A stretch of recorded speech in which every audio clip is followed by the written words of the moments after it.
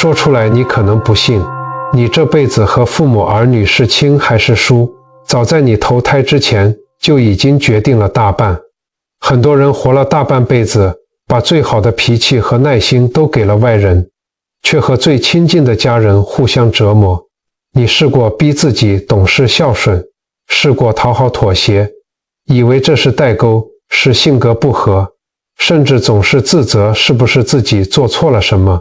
可是到头来，那道想主动亲近又浑身不自在的无形高墙，还是横在你们之间，丝毫没有消解。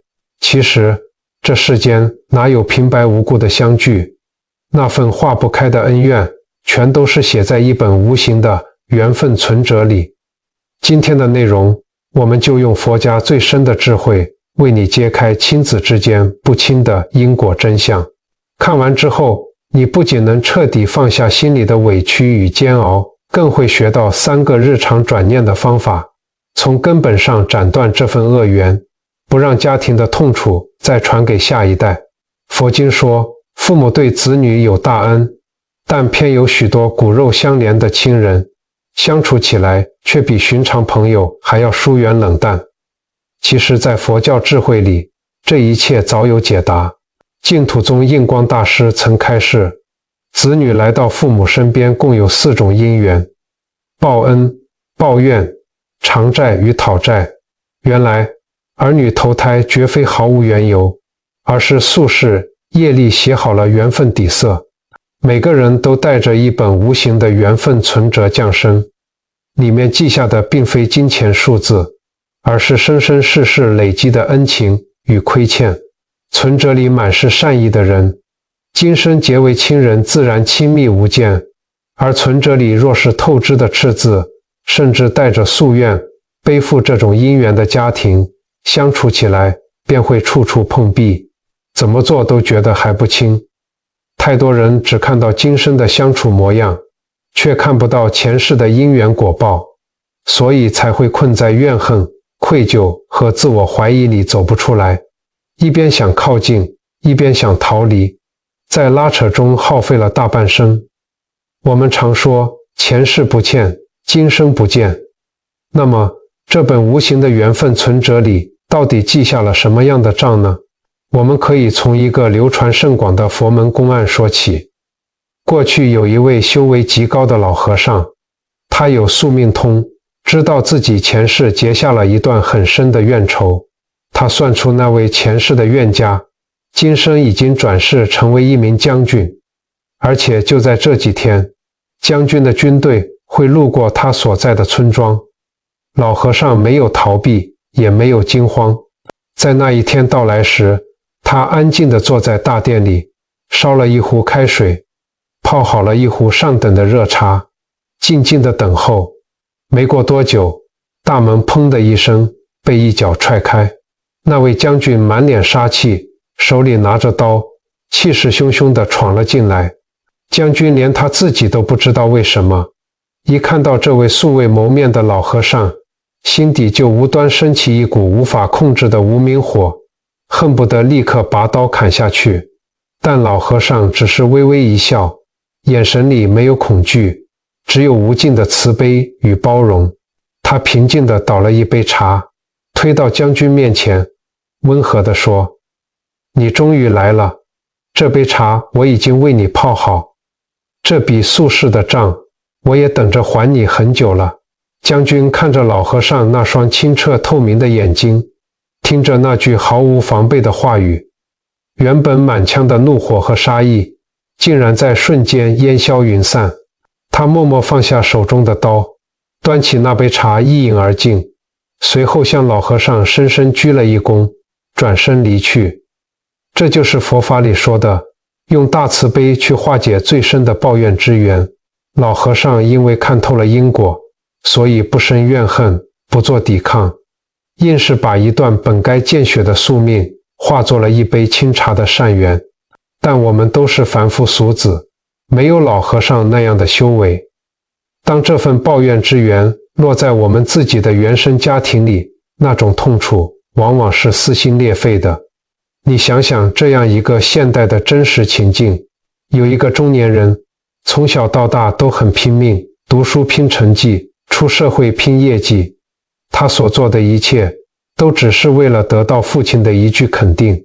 几年前，他拿出了所有的积蓄，甚至背了贷款去创业做生意。无奈大环境不好，生意惨淡收场，他赔光了所有的钱，跌入了人生的最低谷。那一天，他满身疲惫，带着一颗破碎的心回到老家。他其实什么都不求，只盼望能喝一碗热汤，听父母说一句：没关系，人平安就好，钱再赚就有。可是当他踏进家门，迎接他的却是父亲无情的冷嘲热讽。父亲坐在沙发上，冷冷地看着他，劈头就是一顿数落。早就跟你说过，你不是做生意的料，成天瞎忙，现在知道痛了吧？我们可没有钱给你收拾烂摊子。那一瞬间，家里的空气彻底凝结了。明明是避风港，却成了最伤人的修罗场。他看着生养自己的父亲，心里觉得好荒谬。为什么外人都还能给他一点同情和鼓励，而自己的至亲却总是用最尖锐的刀子狠狠往他最痛的伤口上扎？其实这就是最典型的抱怨之源，宿世结下了深仇大恨，业力牵引着仇人投胎成了至亲，用最亲近的身份制造最深刻的痛苦。为什么业力要这样安排？因为如果只是一个不相干的路人骂你，你气过2天就忘了。但父母的否定是扎在心底的刺，会伴随你一辈子。这就是因果业力的精准之处。你过去生中给过对方多大的痛苦，今生就要在最紧密的关系里承受同等的煎熬。那份没来由的厌恶与看不顺眼，全都是藏在阿赖耶识里的夙愿种子，遇到今生的缘分就全数爆发出来。再来，我们看看另一种情境。有一位做女儿的，她和父母之间从来没有大吵大闹，甚至在外人眼里是个无可挑剔的孝顺女儿。每个月初，她一定准时把生活费汇进父母的户头，家里的房贷她一肩扛起，逢年过节，她总是买最贵的衣服和补品提回家。可是只有她自己心里清楚，她对父母只有责任，没有一丝一毫的亲情温度。她几乎不主动打电话回家闲聊，就算打了，也是3言2语交代完正事就挂断。她不会像别的女儿那样跟妈妈撒娇，也不会分享工作上的委屈。每次过节回到家，吃那一顿团圆饭，饭桌上安静的只能听见筷子碰到瓷碗的声音。父母对她也很客气，好吃好喝的招待着，不跟她说家里的烦心事，也不过问她的私生活。她偶尔会觉得深深的愧疚，觉得自己是不是个冷血的人？为什么心里就像有一道跨不过去的高墙？父母走不进来，她也走不出去。她总觉得自己和父母之间就像是在履行一份合约，一手交钱，一手养老，清清楚楚，互不相欠。这就是经典的债务之源，彼此之间只有财务与债务的牵扯。前世没有结下深厚的善缘，所以今生就只有责任与义务，没有情感的牵绊。债务之源分2种，一种是来还债的，就像这位女儿，前世欠了父母的钱财，今生投胎来做儿女，用丰厚的物质来偿还债务。她会把本分做好，该给的钱一分不少，但心里就是没有温情，就像是在还一笔贷款，等哪天债务还清了，缘分也就淡了。另一种则是来讨债的，有些孩子生来就是来索取的，从小到大无止境的要父母花钱操心，永远不知感恩。父母为他掏空了家底，他却觉得理所当然，甚至还埋怨父母给的不够多。在这样的关系里，根本谈不上亲情，全是索取与偿还。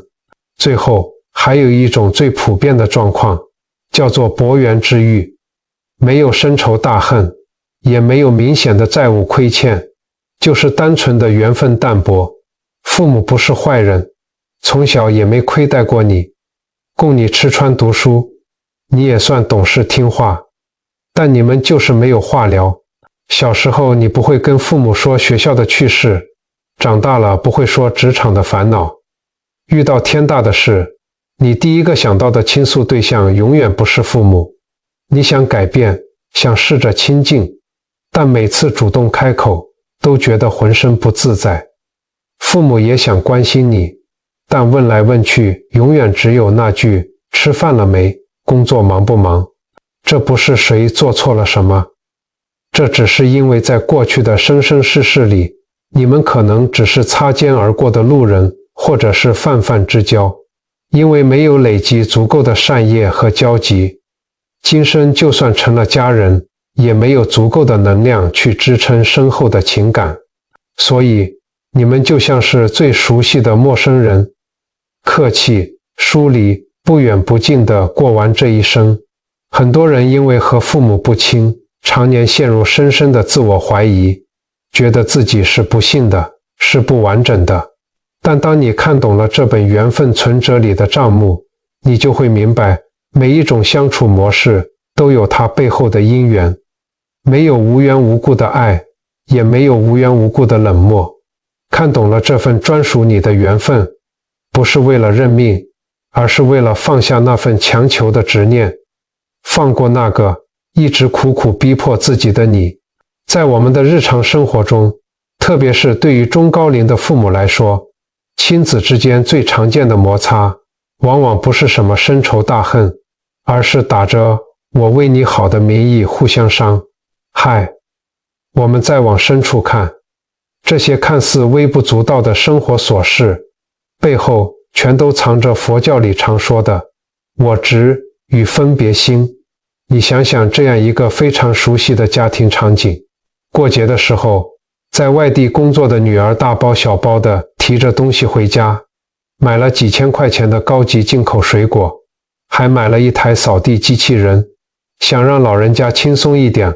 结果呢，老母亲一看标价，心里就在滴血，忍不住开始碎碎念：买这些做什么啦？家里抹布擦一擦就很干净了，水果市场一把几十块就有了，浪费钱。女儿原本满心欢喜，一听这话，火气也上来了。她觉得我辛苦赚钱买回来孝敬你，你不领情就算了，每次都要这样泼冷水。最后，扫地机器人被原封不动地塞进了储藏室，那些昂贵的水果放到坏掉，长小飞虫了，老母亲才偷偷拿去丢掉。两代人都在生闷气，一个觉得委屈，一个觉得不被理解。为什么会这样？在佛法看来，这就是一种执念。我们每个人都紧紧抓着自己的我执不放。做子女的执着于我付出的形式，觉得我买的贵的东西，这就是爱，你就应该开心的接受。而做父母的执着于过去大半辈子的勤俭习惯，觉得把钱省下来才是过日子的正确方式。双方都没有错，只是都活在自己的执着里。佛教里有一句话叫慈悲没有敌人，智慧不起烦恼。真正的慈悲是给对方真正需要的，而不是给你想给的。当你学会放下自己的执念，试着用空性的智慧去看待这件事，你就会明白，物品的价值不在于它花了多少钱，而在于它有没有带来欢喜心。再来，我们看看另一种让无数家庭喘不过气的情境，那就是父母对子女永无止境的担忧。很多长辈到了晚年，生活重心全都在儿女身上，只要孩子一踏进家门，甚至只是打个电话，长辈的连珠炮就来了。最近工作稳不稳定啊？老板有没有为难你？小孩的成绩单拿回来没？有没有让他去补习？你以为这是在关心，但在年轻人的耳朵里，这叫做无形的压力。久而久之，孩子变得越来越不想回家，因为一回家就像是在面对一场严格的期末考。其实，这在佛法里就是一种深层的妄想。我们总以为担忧就是一种爱，但你仔细想想，担忧的本质是什么？担忧的本质其实是对未来的不信任，是对孩子能力的不信任。佛法告诉我们，每个人来到这个世界上，都有他自己专属的福报，也有他自己必须要去承担的业力。常言道，儿孙自有儿孙福，这句话不是消极的双手一摊不管了，而是蕴含着极高的佛法智慧。你的孩子有他自己的佛性，有他自己前世今生累积的善根与因缘。你把自己的焦虑和恐惧强加在孩子身上，不仅帮不了他，反而会因为你不断释放的负面情绪，破坏了孩子本来平静的磁场。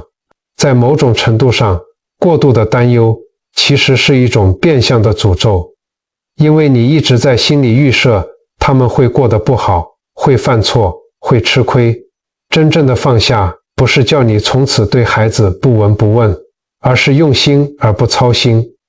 我们要学会把对孩子的担忧转化为深深的祝福。当你又开始忍不住想要碎碎念，想要干涉孩子决定的时候，请你在心里默默地转个念，你告诉自己，这是我孩子的功课，不是我的。我相信他有足够的智慧去面对他的人生。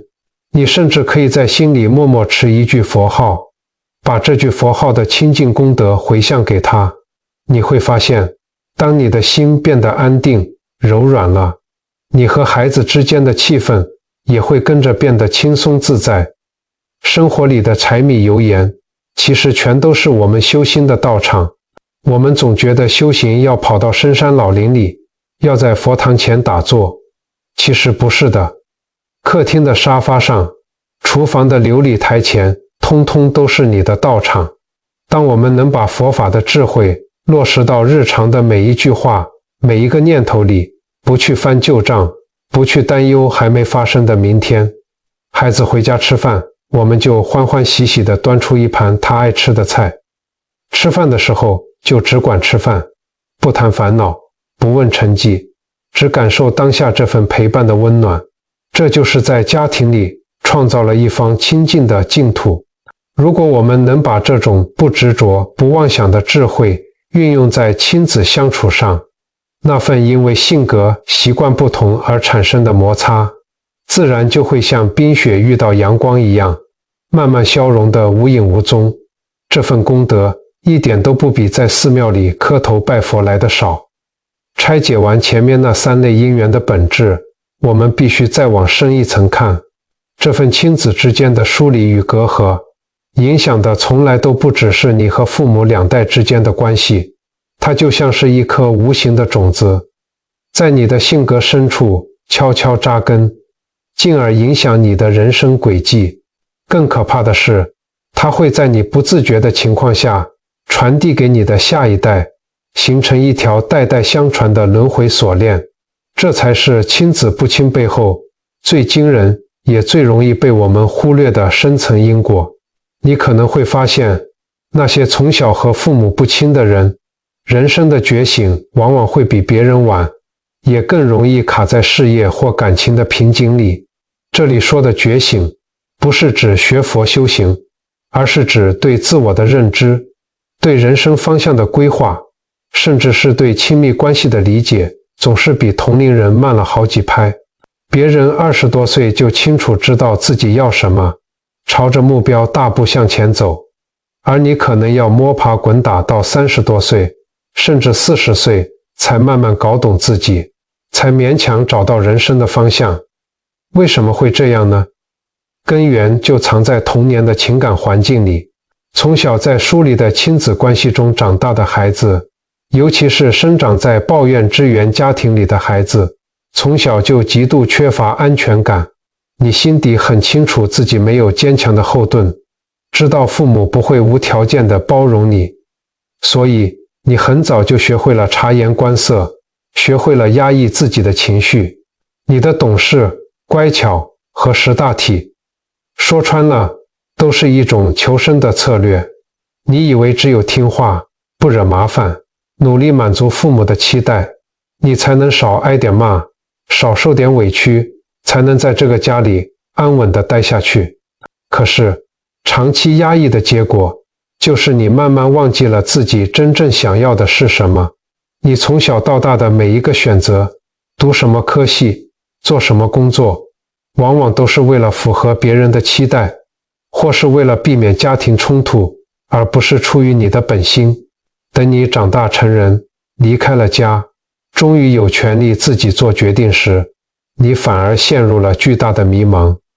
你不知道自己喜欢什么，不知道自己活着的意义在哪里。同时，童年那种冷漠的情感互动，也会让你形成一种回避型的性格。你不敢跟别人太亲近，不敢在别人面前展现自己的脆弱，因为你从小就知道，示弱换不来温暖的安慰，只会换来无情的指责与轻视。所以你习惯了什么事都自己一个人扛，习惯了和所有人保持一段安全的距离。这种性格放在工作上，可能会让你显得很独立，很能扛事，但放在人际关系和人生长远的规划里，它就会变成一面巨大的高墙。你不敢向外求助，不敢建立深度的情感连结，更不敢大胆去追求自己真正渴望的东西。很多人会因此陷入自责，觉得是不是自己不够努力，不够优秀，所以人生才走得这么坎坷。其实根本不是的，这是原生家庭留给你的功课，是你灵魂成长必须要跨过去的关卡。你只是需要比别人多花一点时间来疗愈那个受伤的童年自己，来把那个迷失的真我找回来。如果说人生的晚熟还只是你自己必须承受的果报，那么更值得我们警惕的是，这份创伤会悄悄延续到下一代，形成代际的业力流转。相信很多人都有过这样毛骨悚然的瞬间。小时候，你最讨厌父母暴躁的脾气，最痛恨他们冷漠的言语。你在心里暗暗发誓，将来自己有了孩子，绝对不要变成像他们那样的父母。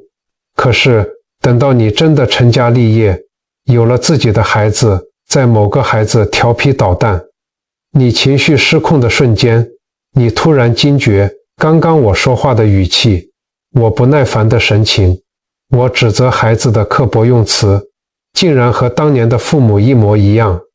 你明明一点都不想伤害孩子，可是脾气一上来，你就是控制不住自己。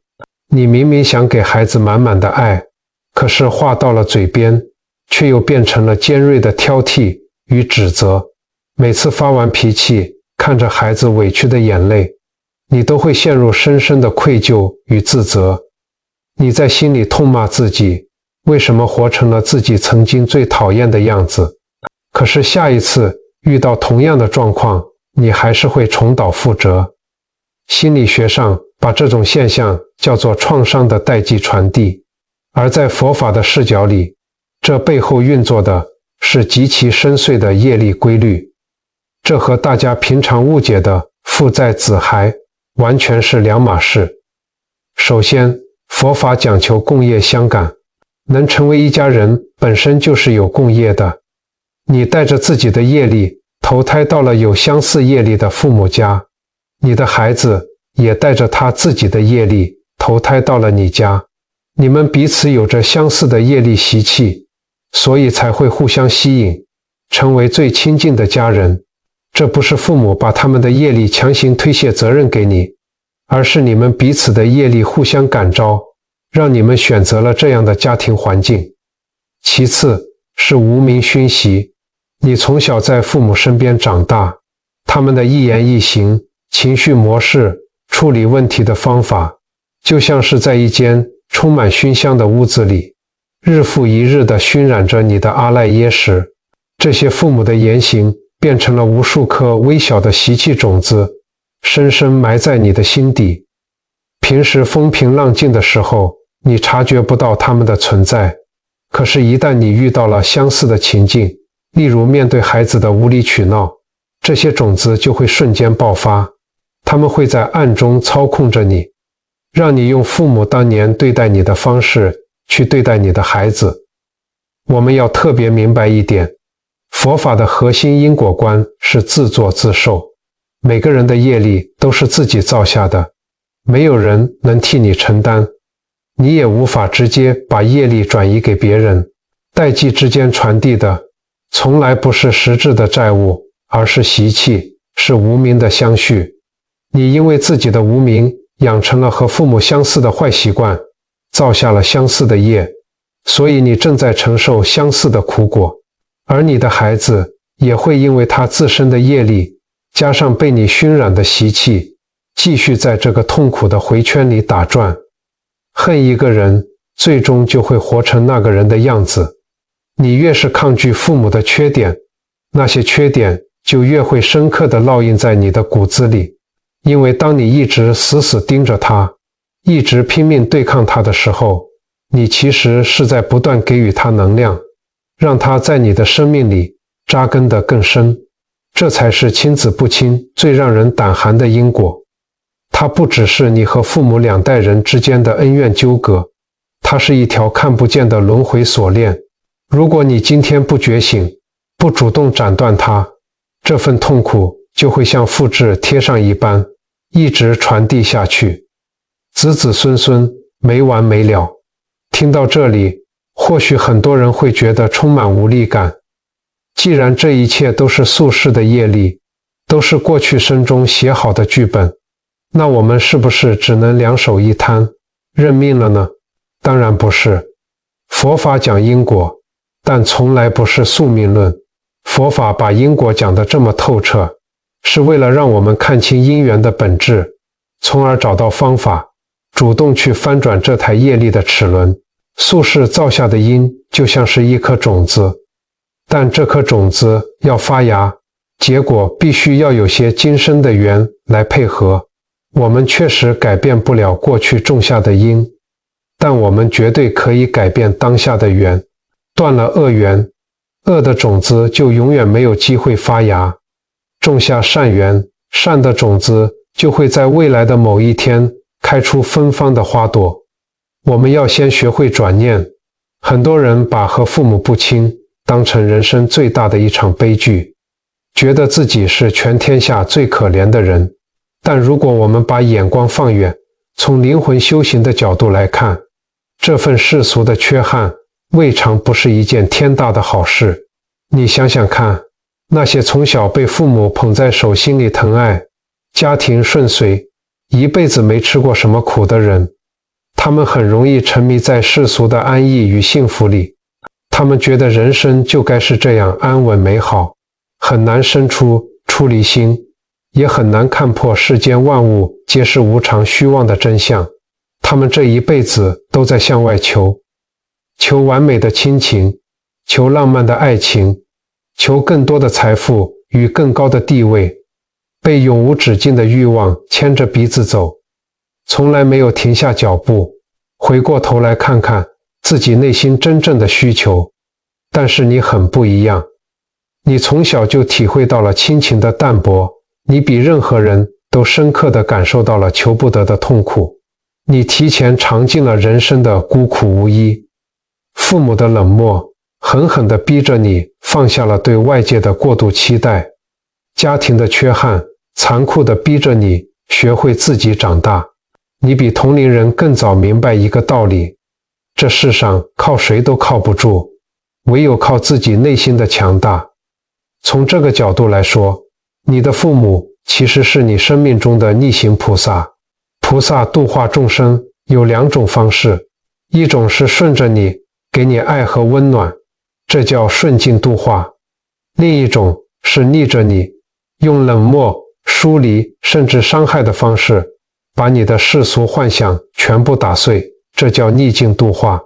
你的父母就是用这种最残酷的方式逼着你成长，逼着你觉醒，逼着你学会向内求。只是他们的方法实在太痛了，痛到让你很难认出，原来这份苦难的背后藏着一份推动你灵魂升级的度化之恩。顺境让人心生贪恋，逆境才能让人心生出离。没有吃过透骨之苦的人，很难真正升起求解脱的心；没有体会过世情虚妄的人，很难真正踏上修行的路。一切的痛楚，其实都是你觉醒的资粮。当我们明白了这个问题，我们就能重新定义什么叫做孝。很多人执着于世俗的亲情，觉得要和父母亲密无间，成婚定省，陪伴终老，才是最大的孝顺。但其实世俗的孝顺顶多只能让父母这一辈子过得舒服一点，等这辈子的福报享尽了，他们依然要在六道轮回里继续流转，继续承受无常的痛苦。真正的大孝是超越了世俗情感的，它是帮助父母种下善根，引导他们听闻佛法，最终了脱生死，永远出离轮回的苦海。这才是从根本上利益父母，这才是超越因果纠缠的究竟解法。我们来看看地藏菩萨本愿经里的故事。经文里记载了一位婆罗门女，她的母亲生前不信因果，轻慢三宝，造下了很重的恶业，死后直接堕入了无间地狱受苦。婆罗门女是个极其孝顺的女儿，但她没有把自己困在世俗失去母亲的悲痛中哭天抢地。她知道眼泪救不了母亲，于是她变卖了所有的家产，用这些钱去供养觉华定自在王如来塔寺。她为了母亲至诚恳切地念佛修行，最终正是靠着她自己修行的强大功德力与无私的愿力，不仅把自己的母亲从无间地狱里救拔了出来，升到了天上，甚至连带地狱里其他受苦的众生也跟着一起得到了解脱。经中还有另一位光目女，她的母亲生前特别爱吃鱼鳖，造下了无数的杀业，死后同样堕入了恶道。光目女为了拯救母亲，不仅诚心供养罗汉，更发下了无比宏大的菩提心。她对着佛菩萨发愿，为了救拔母亲，她愿意生生世世去度脱一切在地狱、恶鬼、畜生道中受苦的罪业众生，直到所有众生都成佛了，她自己才愿意成佛。这个愿力太不可思议了。最终她不仅救了母亲，还让母亲在未来的生生世世里都能投身在善道，听闻佛法，精进修行。你看，这两位女子展现的才是真正惊天动地的大孝。她们不只是照顾父母短暂的肉身，更是救度了父母永远的法身慧命。也许你会说，我现在和父母连话都说不上两句，一开口就吵架，我怎么可能跟他们讲因果，讲佛法？没关系的，你完全不需要去强迫他们，你只要自己好好做人，好好修心。你可以把每天诵经、念佛、行善的功德，在心里默默地回向给父母，帮他们在无形中种下善根。等到未来的某一天，因缘成熟了，他们自然会有属于他们自己的机缘，走上觉醒的道路。我们能够成为一家人，亲子一场，最大的缘分从来不是为了在世俗的恩怨情仇里无止境的纠缠，而是借着这份难得的因缘，看破执着，互相度化，最终牵着手一起走出轮回的苦海。这才是我们这本缘分存折里最圆满的结算方式。明白了一切都是因缘果报，我们的心结或许已经解开了一大半，但佛法在世间，不离世间觉。懂了道理，还要能在生活中真实的做出来，这才叫真正的修行。针对这种深层的亲子疏离，我们不需要勉强自己去演绎出父慈子孝的假戏，而是要透过具体的微小行动，在不知不觉中转化这股沉重纠缠的业力。以下为大家整理了3个日常修行清单，步骤非常简单，不需要花大钱，也不需要你立刻去拥抱那个曾经深深伤害过你的亲人。第一个行动，知因止耗，停止内心的自我消耗与对抗。困在亲子关系的痛苦里，最可怕的往往不是父母难听的话，而是夜深人静时不断重播尖锐字眼的内耗。一边怨父母不爱自己，一边深深自责不孝。这种拉扯会把你彻底掏空。从今天起，当委屈痛苦时，请在心里说，这不是我的错，也不是他们的错，这只是宿世业力。